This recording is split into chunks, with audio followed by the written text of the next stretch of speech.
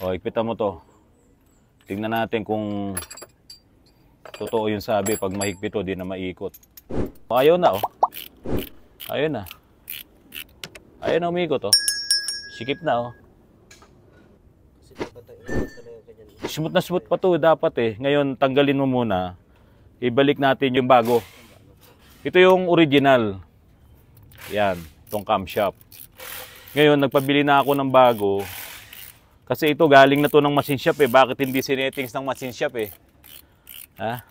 Galing na ng machine shop, umaasa tayo na kapag galing ng machine shop, ise-settings na yan. Pero pagdating dito, ito, mahigpit. Stock up. Kasi sila na yung magsusukat nito doon. Oo, sila na magsusukat niyan eh. Alam niyo mga kapatid, itong makina na to, ito ay galing kay Sir Dennis Cruz. Dennis Cruz ng Bacoor, Cavite. Dinala pa po sa amin dito. Pangatlo na po itong top overhaul dito na kay Autorans. Dalawa sa Cavite. So yung dalawang top overhaul na yon, dalawang overheat yon.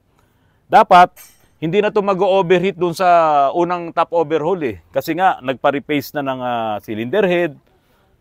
Pero nakadalawang umulit pa ulit yung overheat niya. Ngayon, dinala na dito sa amin. Kaya itong pangatlong top overhaul namin, galing na to sa dalawang overheat. Ipapakita ko sa inyo kung bakit ito nag-overheat.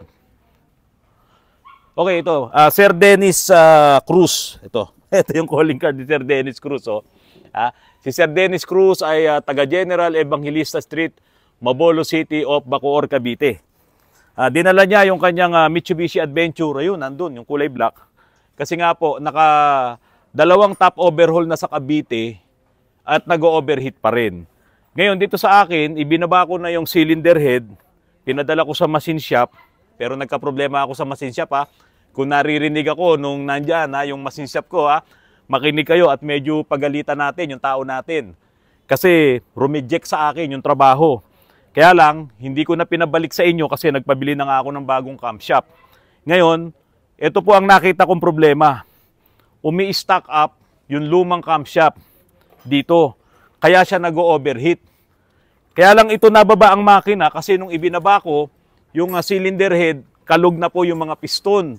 Siguro nga dahil doon sa dalawang matinding overheat na pinagdaanan nito. Kung ang mga gagawa, halimbawa mekaniko, at hindi nyo ngayon makikita na ito palang camshaft ay may problema na. Siguro ang nangyayari, ibabalik lang ulit yung camshaft, tapos assembled na, adjust na lang, hindi nila nakita na ito baluktot. Kaya mahirap ikutin, magiging dahilan yun talaga ng overheat. Ipapaliwanag ko sa inyo, hihimayin po natin yan mga kapatid. So, ngayon ito, Pyong, alisin mo muna yan, Pyong. Hindi natin kailangan yan, ito lang kailangan, higpitan mo lang to. Mga kapatid, sa makina, meron tayong tinatawag na parasitic loss. Yung parasitic loss na yun, di ba, pag parasite, maliliit yun. Minsan nga, di mo makita sa iyong mga mata. Kaya gagamitan mo ng, tawag doon? Yung sinisilip na ganun. Microscope. Oh, galing sa ating si Doms eh. Oh. Microscope gagamitan mo yung mga parasitic, yung mga parasite. Pero sa makina, kitang-kita mo yan. Kasi yung mga parasitic loss na yan ay nanggagaling pwedeng dito sa injection pump. Yung ikot nito, hindi ganun kabigat pero magdadagdag siya ng bigat na puwersa para mahirapan yung makina. Kaya yun ay parasitic loss. Kasama din yung kung nandito yung alternator, pagkukuhanan din ng parasitic loss yun, pati yung aircon, yung compressor. Makakakuha ng parasitic loss doon at nagkokos yun para yung makina mo ay mabawasan ng power. Di ba? Ngayon, itong camshaft, hindi siya dapat mabilang na parasitic loss. Kasi kapag ito stock up, hindi siya parasite, malaki yun.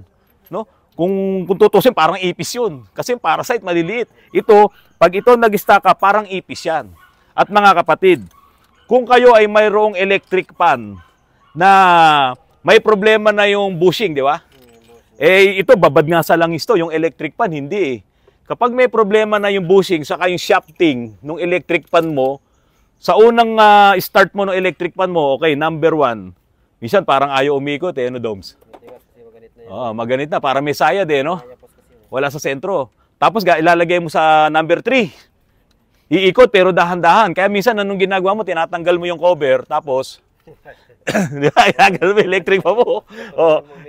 Para umikot. Kasi nga, hindi na tama, hindi na aligned yung shafting, yung rotor doon sa loob ng stator, pwedeng sumasayad na yun doon sa stator. Kaya nga, hirap iikot. At pag yun, pinaandar mo ng mga 30 minutes lang, ano mangyayari? Ayun na, iinit yung ano. Ha? Iinit hanggang sa masunog. Kaya minsan... Yung metal to metal na talaga. Oo, metal to metal. Masusunog. Ganun din yun dito, mga kapatid. Kapag ka itong camshaft na to ay stock up at hindi mo kayang ikutin, to daliri lang, oh. Ito yung bago, ha. Ayun yung luma. Ito. Okay. Ito yung bago. Kahit daliri ko lang, ayan, napapaikot. Pero mamaya, ilalagay natin itong luma, yung pinagmulan ng overheat, kasi nga, nahihirapang iikot ng makina, kaya nag-overheat. Saka ito, tignan mo yung luma, oh. Hindi na rin magandang tama nito. Ha? Pansinin mo, oh. May alo na to. Ayan, oh. Dapat nga, hindi na nakalusot sa machine shop to, eh. Dapat ito, hindi mo tumakot-kot ng kuko. Ayan, oh. Oh. Doon sa machine shop ko, kung naririnig mo ko, hindi ko nasasabihin. Doon sa nakakakilala sa machine shop ko, nagkaroon sila ng dito, ng lapses. Baka yung humawak nitong pagse-settings ito, baguhan lang. Hindi niya alam na kay Autorans, nagbablog si Autorans. Tayo, wala tayong sisinuin, para mapagsabihan nyo po yung tao nyo. Kasi ako, pinapasettings ko sa machine shop itong head, kahit na itong mga simpleng head lang na yan, para talaga masigurado natin na perfect tayo. At least 95% or 99.9% maganda yung ating settings. Pakiramdam ako kung 23mm. Sige. Ilan na yan? Bakit pasmado ka? Ba't nanginginig ang kamay mo? Nanginginig. Yan, 23. Ang sarap ng ikot, maluwag na maluwag. Kasi ito, mga kapatid, bago to. Ayan. Okay, papahirapan kita. Tanggalin mo muna ngayon yan. Ibalik muna natin itong sira, itong balo, itong bengkong. No? Yung gitna lang, doon lang ang pag-usapan natin. Sige. Nag-TESDA ka, di ba? Sa TESDA kasi dapat, pagkatapos magtrabaho, ano ginagawa? Nililinisan lahat ng tools. Tools, saka katawan, di ba? Opo. Yun. Sino nag-marking nito? Pagod na pagod. Diba? Pagod na pagod sa trabaho dito sa Autorans, magbabasa ng katawan, magbabasa ng kamay. Kaya nanginig. Doms, bakit tinuldukan nyo yan? Ba't sinira nyo to? Ha? Hindi, kailangan na to, hindi to magpalit-palit kasi ito, may kanya-kanyang kayod na to. Ayun, match dito. Yan yung kanya-kanyang uka niya rin dito sa camshaft. May kanya-kanyang hugis. Nakahugis na yan, Ngayon, pag nagpalit-palit mo yan, magmumroblema ka. Okay. So ngayon, ito yung tres, dos yan. Tanggalin mo muna ngayon. Hawakan ko na muna itong tres. Sige. Alisin mo muna yan. So, ito kasi, ito yung luma. Kaya ito, asawa niya to. Di ba? Higpitan mo din. Tingnan natin kung iikot na maayos. 23 23mm pati pasmado talaga to si Pyong. Binata ka pa, no? Kaya naman pala si Doms may asawa na Papatawa lang po ako, Huwag mo nang gamitan ito. Kaya ka napapasma Kaya naman ng kamay pa yan. Pabilisin mo lang, kasi maluwag na. Ayan, Tapos ito, ganun. Ninervyos yan. Okay. Tapos pagkalapat na, gamitan mo na nung ano mo. Yan. Pinipihit-pihit ko na. Doms, baka naman sabihin nila kasi wala ako nung noon higpitan mo pang konti. 23, sige ko nga. Nanginginig ka na talaga Sige. Ito lang mga kapatid, yung bagsak pa lang ng labi na to, dapat iikot na yan. Unang-una, magkaasawa yung dalawa na yan. Masikip siya, Higpit mo pa konti.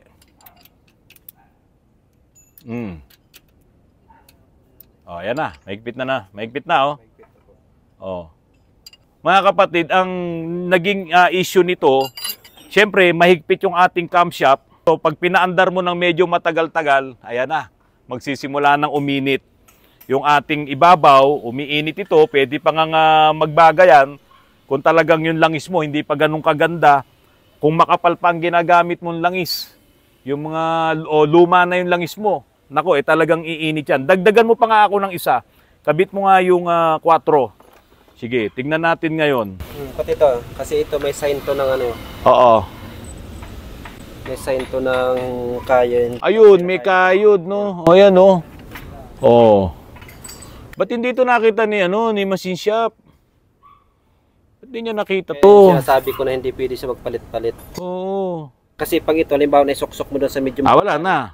Yun yung naging post nito. Gagawan niya ngayon ng panibagong hulma yun, parang brake pads. Halimbawa, nagpa-replace ka ng rotor disc mo. Tapos hindi ka nagpalit ng brake pads, tapos hindi niliha. O kaya kung niliha man, hindi talagang pinantay. Nako. Habulin niya naman yung sisirain na naman yung rotor. Hindi na naman magpapantay ang kainon. Wala. Hindi ko na halos mapihito. Sige, higpitan pa konti. Wala na, Higpit na, Doms, Hindi pwede to. Ha? Ngayon, ito. Iyang isa. Lagay mo to. Saka bago mo higpitan, kailangan nakalapat. Actually, pwede mong ganunin ng konti, Wag mong hihigpitan na siya yung magpapababa, yung tornilyo. Wag yung tornilyo magpapalapat. Mga kapatid, wag kayong tatama rin sa panonood. Kasi baka mamaya ma-experience ng mga sasakyan nyo, kahit na brand new, kahit na medyo bago-bago pa sasakyan nyo, lahat naman yan may camshaft No? Merong crankshaft sa ilalim, ito yung sigunyal, ito yung camshaft. Ngayon, kaya may gear dito, kailangan naka-timing yung camshaft mo dito sa crankshaft. Kasi kung hindi, magbabagaan ng ang barbula niya, saka yung piston. Kaya pag napuputol yung timing belt dito, yung piston mo mag-aakyat baba dahil umiikot pa tong sigunyal mo. Ayan na. Tapos yung barbula mo nakababa, magbabanggaan. Yan, putol. Butas ang piston mo. Ganun ang mangyayari. Sobra na. Higpit na, Itong ganitong higpit, Doms, bilang ikaw ay batikang mekaniko, normal ba yan? Hindi ito kasi ang magiging umpisa pati nito, pipersento ng timing belt Hihilahin pa yan, hihigitin pa yan So ito, mahigpit na to. Kulang pa tayo ng 2. Kasi dapat ito nakakamay talaga. Hindi na makamay Kasi may pundo. Okay. So, yun na talaga yung problema nito.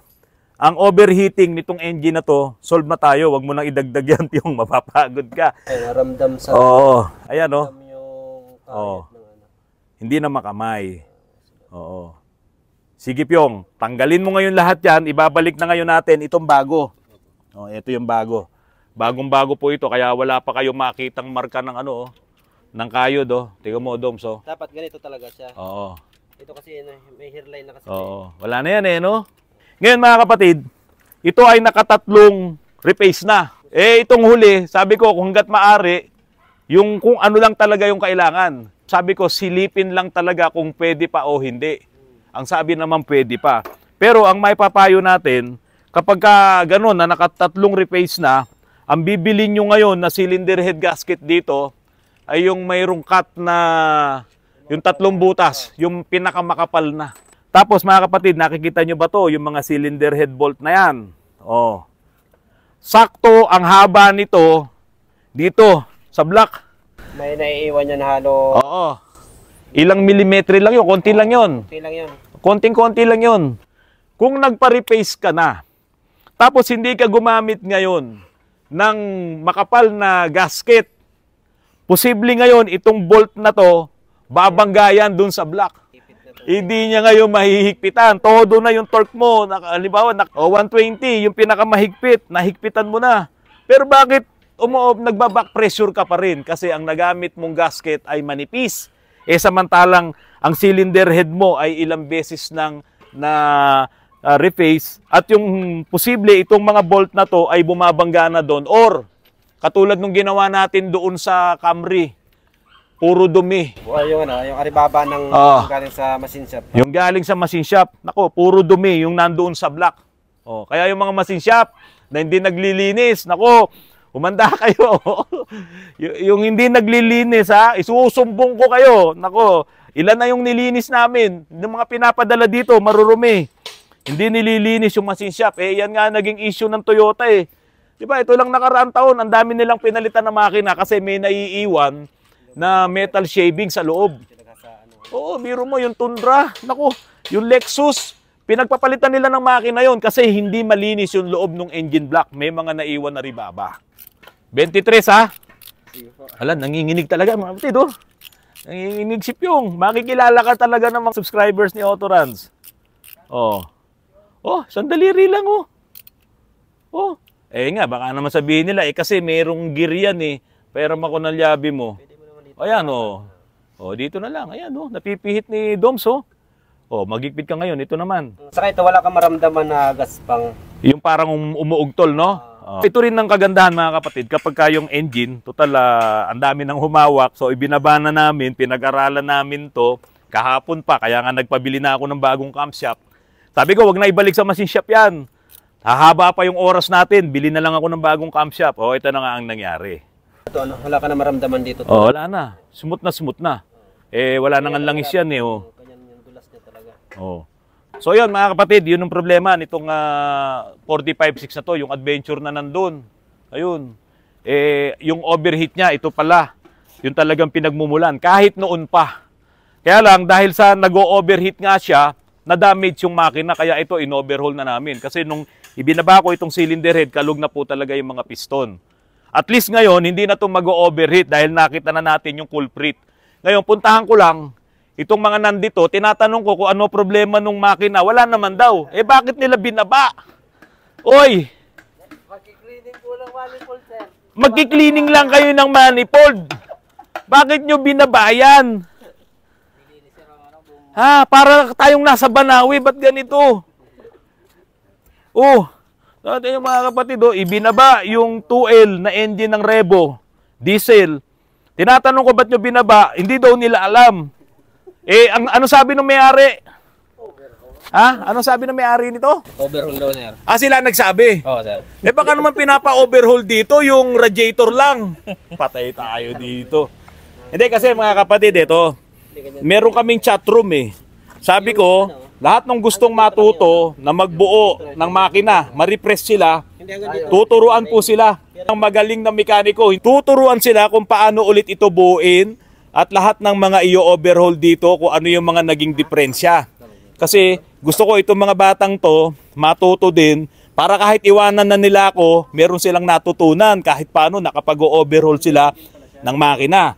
Ngayon, narito itong Chevrolet na to, special edition, gasoline, 6 cylinders, straight 6. Sira po ang transmission nito. Mga kapatid, lahat ng klase ng mga automatic transmission, pati yung mga DCT ng mga transmission, dalhin nyo po dito, kayang-kaya po natin yan. Ngayon, bago ko bitawan itong vlog na to, papakita ko sa inyo, yung dulo na yon, doon na po ginagawa lahat ng aming mga transmission na projects. Yung mga ipinapagawa sa atin, yung mga inire-rebuild, yung mga inire-repair. Ngayon, mga kapatid, kung bibili kayo ng sasakyan, ng sedan or SUV, iwasan nyo na yung DCT. Kasi po, nung ako ay nag-vlog ng mga electric vehicles, ang sinasabi nila, dito sa Pilipinas, dito sa Metro Manila, at sa mga karatig lugar ay binabaha. Ngayon, kung yun ay paniniwalaan nyo dahil delikado nga kung mababaha ang mga electric vehicle, mas delikado po ang mga DCT, yung mga dual clutch transmission.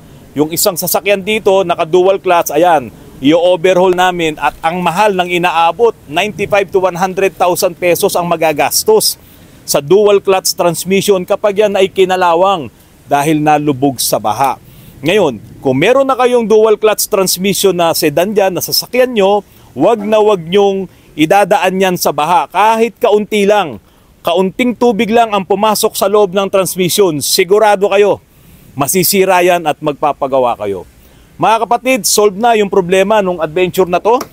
Ayan, yung overheat niya ay dahil doon sa camshaft, bengkong siya at yun ay nagdudulot para humina ang makina at mag-init ang makina dahil nahihirapan.